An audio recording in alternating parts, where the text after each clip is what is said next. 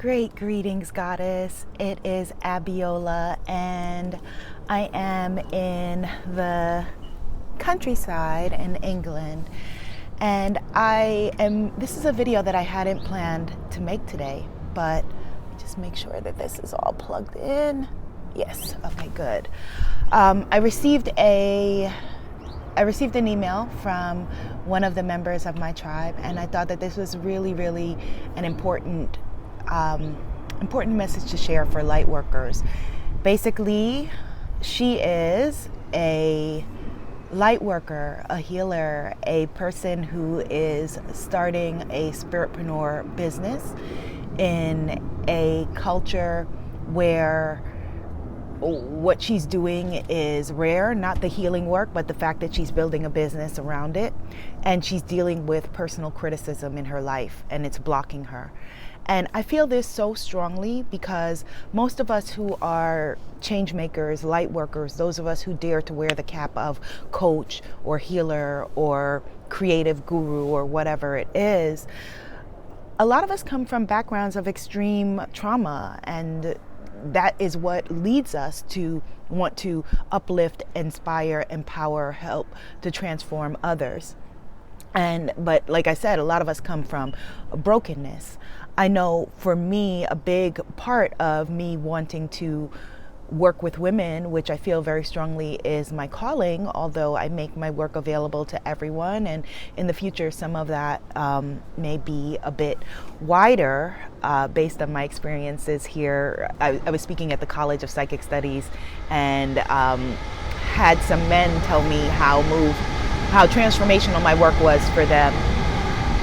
But my family background, although I love the people that raised me dearly, I didn't learn healthy communication, healthy expressions of love, or healthy expressions of anger in my family. It was very unhealthy communication, very unhealthy energy around anger and who was allowed to be angry, who was allowed to express themselves, and how to communicate. So I know that is a big part of what drives me. And so I really want to speak to this because, like I said, this is important because you came to do some special work, Goddess. You came to do some magnificent work, and coming from a family culture of criticism and judgment really, really can block you. So I'm going to read her letter, and then let's do some unblocking, okay? All right, so here is her email. Dear Abiola, this week I struggled with self-hatred emotions.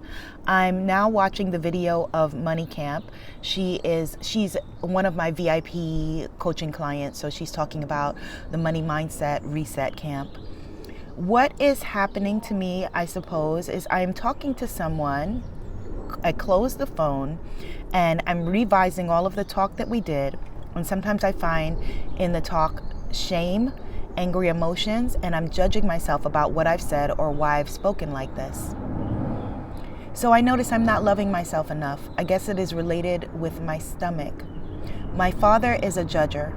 He criticizes everything, so I feel I'm always wrong. I know you're in London. If you have time, will you write me any suggestion about this? Because this is blocking my energy and stopping me from moving on. Thank you. All right, my love. So not only will I write you back, but I'm making a video just for you. So look how magnetizing and important and incredible that you are now potentially, helping to empower other women through you having the courage to say, this happened to me. This is my story, which are some of the most important words that any human being, any woman, any human being can speak, to say, this happened to me. All right, so let's get into it. I pulled for you, my goddess sister. I have never pulled for anyone three different cards from my 3 different decks. It's the first time that I've done this, but I did it and I like how that went, and so I'm going to be doing it again in the future. And so first I pulled for you this card, which is from my Womanifesting card deck.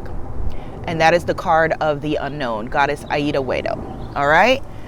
And the affirmation is nurturing. I joyfully embrace and respect the unknowable. I am secure. Okay? Then the second card that I pulled for you, or you pulled with your magic, your energy, is from my African Goddess Affirmation card deck. And this card is the Goddess Oba, a Santeria goddess. Okay? And she's a goddess of water, and the affirmation is, I am the woman I was born to be. I am the woman I was born to be. And the lesson here that I have is, what regrets do you have? How can you look at those situations differently, given the knowledge you have today? What lessons did those experiences teach you? The world is waiting for you to step into your greatness. Accept this wondrous thought with the intoxicating essence of Oba, Santeria goddess of the river. All right, then the third card that I pulled is from my self-love journaling deck. And perhaps this is the most important. Well, you know what? They're all equally important, but this is the one that we are taking immediate inspired action on. All right? The assignment on this card is decording. Cut your energetic attachments. And when I read that, I said, ooh, this goddess has some strong energy with her. Because look at the card that you pulled when you are continents away. I say you pulled because I pulled it with your energy. Decording. Cut your energetic attachment. So that is exactly what we're going to do today. Not what I intended to do when I said, okay, I'm going to make a video for her. But this is what we are doing. Cutting your energetic attachments. So the first thing that is very helpful when you are wanting to clear energy, dealing with any kind of like heavy stuff, criticism, judgment, all of that. Now, this may seem frivolous, but it's not. What I like to do is get some of your favorite things, and have them with you to do your magic. And so this is, what I call protecting your magic, fortifying your magic. It's creating like a mini altar. You can't see it because I have a tripod set up, but I'll just show you. I have some of my favorite things. So the cards you just saw, I got some green tea ready, right? I want to be fortified to do this magic we're about to do. But I just want to make a note, you could be doing this from anywhere. I'm drinking green tea mixed with Runa tea. This is not a tea endorsement. I don't have a contract with them or anything. It's just good focused energy tea, gyasa, cinnamon, lemongrass, and it doesn't have any caffeine, so I really like it. Got my tea, all right, so check. Good with that. I have from Bali one of, it's not true mala beads. There are 108, but this is, I love this. I love this. And I hadn't worn it. I had kind of forgotten that I bought it until I started packing for this trip. And so, it's beautiful. So I have this, fortify your magic. I have this oil from the Glitter Priestess, who is my sister Damali. This is a third eye opening oil that she makes. It has an amethyst healing stone inside of it. And so I have this rose essential oil that smells really yummy. You can put it on your third eye or just put it on your wrists. Smells incredible, right? You do all of the things. These are the external things, to fortify yourself. Create like a little mini altar. If it's possible, I'll take a picture and send you what we have going here. You can have some of your favorite healing crystals. And I like to add a magic wand. Ding! Ding! So that's just the fun of it, right? Things that can make you smile, help you to bring you back to a clear place. Now we are going to get into this. Energetic decording. So what is decording? Decording is a process of separating yourself energetically from a person, a place, a situation, or a thing. As we go through our lives, we have all kinds of energetic attachments. We can feel people's energy when you go into, for example, a marketplace. Many of us, I assume you are probably very empathic, meaning that you can easily get into and take on and be influenced by the energy of others. And so this is a really, really important tool to have in your personal toolbox to use, not only when interacting with your father, but other situations. Because you are a healer and you are a light worker, I advise you to do this daily. It is energetically decording, separating you from the energy of others. So imagine, if you will, that with every interaction you have, there are energetic cords between you and the other person. Now, someone like your father, a parent, a parental figure, or siblings, you have incredible energetic attachment to, obviously, right? These are the people that created you. And so there are soul and family and ancestral ties, a lot of stuff, and energetic attachment. So if you imagine that every single person you interacted with, let's just say for the past 7 days, there is a cord, an invisible energy cord between you and that person. Every situation that you had, there is a cord. And so imagine now how tied up and bound you feel because you're attached to all of these people and all of these situations and being pulled back and forth and to and fro like a puppet or a rag doll because you're attached to all of this stuff. And so some cords are very thin, right? You just bumped into someone at the grocery store, had like a weird thing and move on. Some cords are, like I said, a parental cord is potentially tree trunk thick, all right? But you can go into the energetic space, right? And clear it and cut it. So depending on what your belief system is, some people will use, for example, like Saint Michael. Some people will use the energy of saints to come in with swords and cut the cords and cut the energy, right? Some people will do dissolving of the energy by using the power of goddesses. You can do this based on whatever it is that you believe.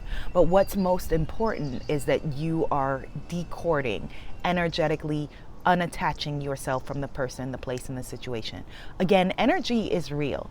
It is very real. If you've ever felt someone looking at you, turned around, and there they were looking at you, that's because your cords, you were cording to them. Your energy, their energy was cording to you. We have all felt emotional vampires, which, in all due respect, it sounds like your father is. And so just like a physical vampire would suck the blood and suck the life out of someone, the interactions with your father are sucking the life out of you, sucking the energy out of you, Now, he may not mean to be doing so. Oftentimes, people who especially in the generation of our fathers, not to make an excuse for your father at all, but, people who are that critical, usually it's because they are that critical and judgmental of themselves. And I'm not saying that to let them off the hook at all, just saying it as a fact. People who have criticism and judgment toward other people have criticism and judgment toward themselves. So let's just go in, right? Let's just go into the ethereal field and do some cord cutting, right? Snip, snip. Snip, snip with all love. This is all from a place of love and affection for you. You in love with you. You coming from a place of love and reverence for yourself. All right? So I'm going to just hold my hands in this mudra, which I'll explain in another video, right? But I am sitting cross-legged. You can sit however is comfortable for you. And I'm just going to close my eyes. And take a deep breath, goddess. Take a beautiful deep breath in and out. In and out. And think about all of the things that are swirling around you, the issues, the fears, the challenges, the judgments, all of the voices that are swirling around you that are causing you to feel like you are not enough. Think about your latest altercation with your father. See your father in your mind's eye. See him in front of you. And it is safe to feel all of the emotions that your interactions with him let you feel. It is safe to feel the sadness. It is safe to feel the grief. It is safe to feel the anger that you don't have permission to feel when you are with him. It is safe to be pissed off. Take a deep breath.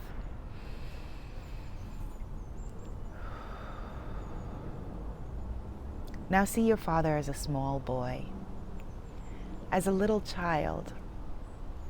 See him very clearly as a child of about age 4, who's going to go off into the world and one day create you. See your father in front of you as this small, innocent boy that maybe doesn't know how to ask for what he wants, maybe doesn't know how to get what he wants. And I want you to show him love. Beam love at your father as this small boy. Allow yourself to hug him, hold him. There he is, a boy of about 4. And I want you to see him as a baby. See him as a baby, a helpless, crying baby that just needs love, and cradle him in his arms. Tell him you are enough and all is well. You are enough and all is well. And now you see this baby become a 4-year-old. This 4-year-old become a 6-year-old. The 6-year-old become a 10-year-old. The 10-year-old become a 15-year-old. The 15-year-old become a 20-year-old. And he is your father today. And now you speak to him, your heart to his heart. A heart-to-heart conversation.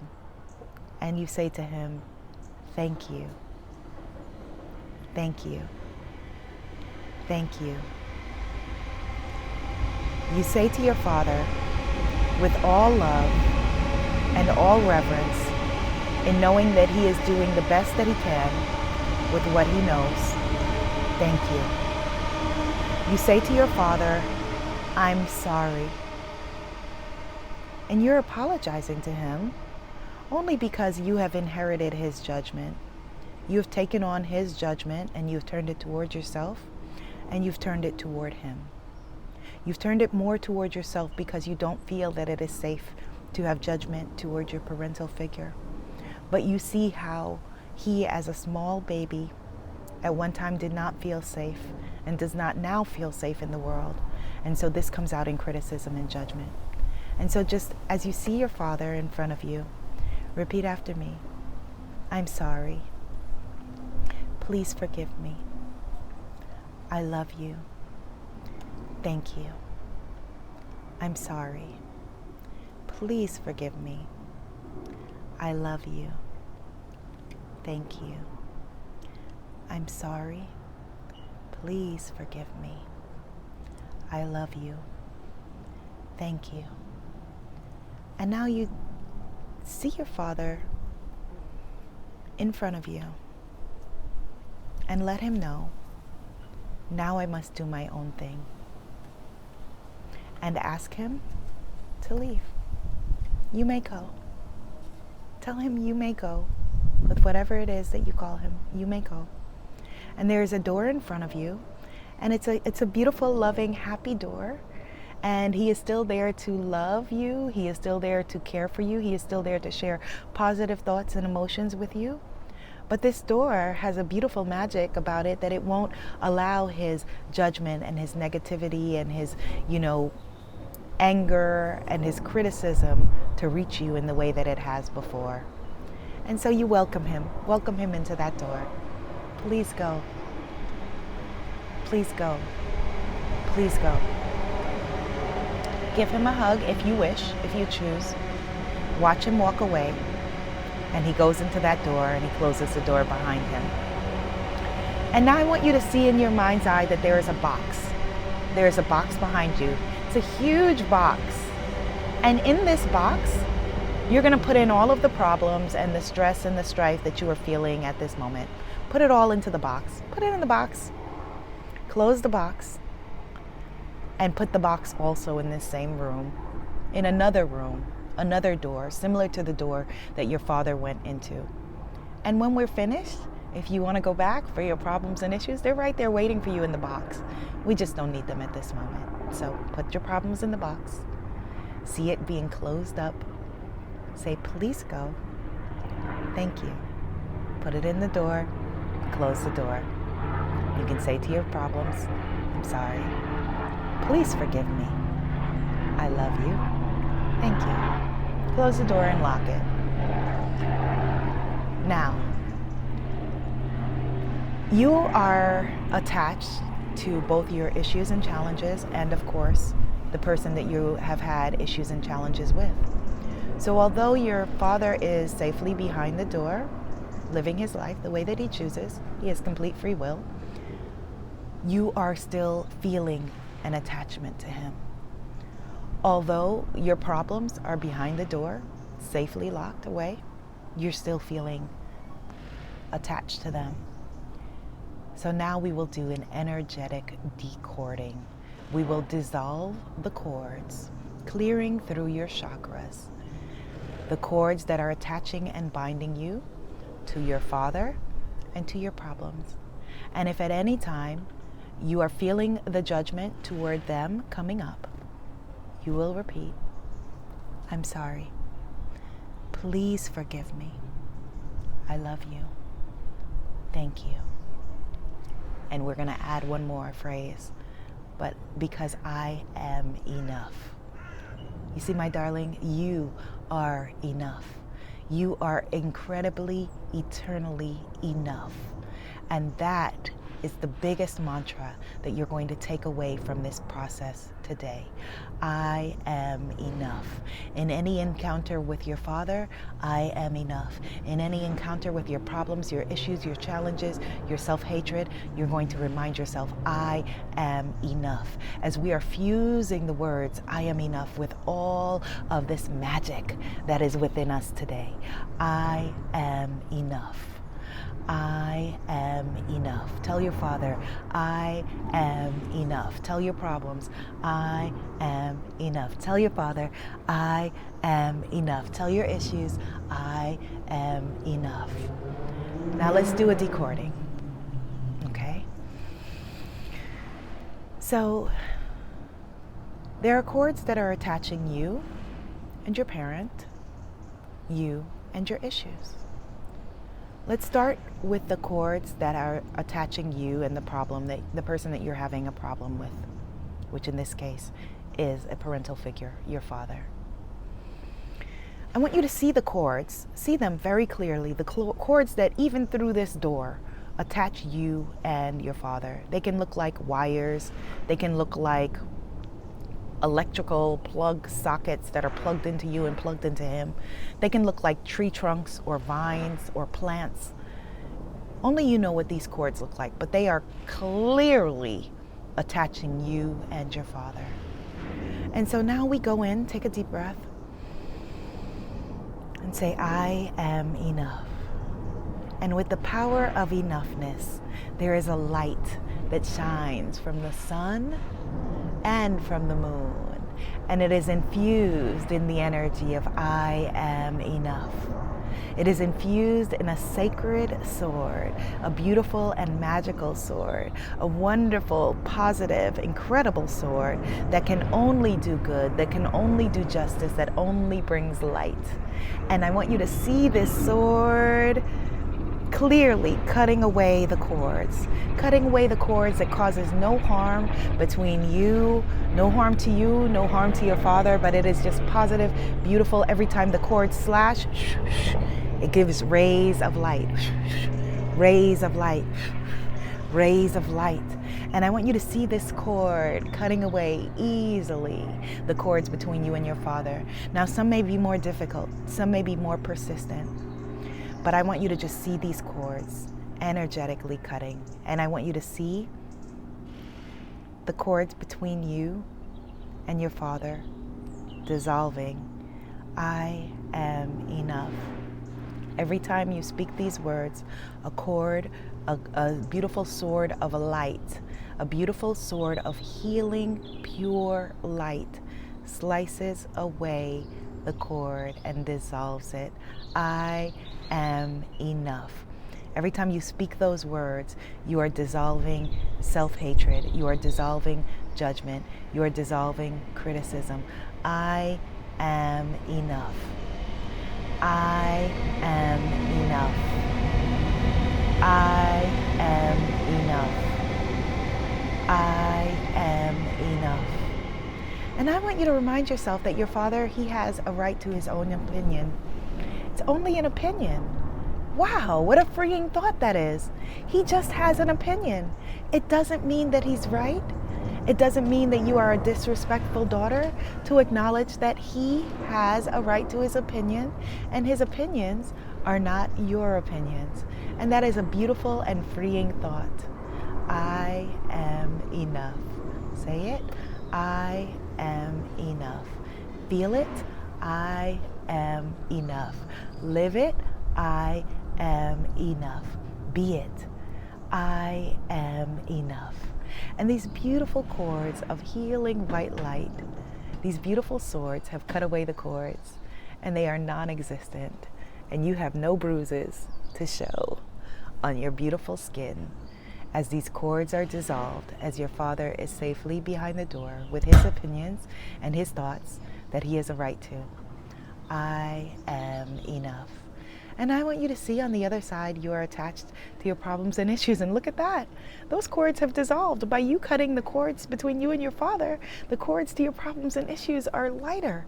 And so if there are any problems that still persist, any challenges, any issues, most of them probably dissolved when you cut the cords with your Father. But see these beautiful swords of light, I am enough, slicing away or dissolving, unplugging your problems and issues from you, unplugging the cords, dissolving the cords. I am enough. Say it. I am enough. Say it.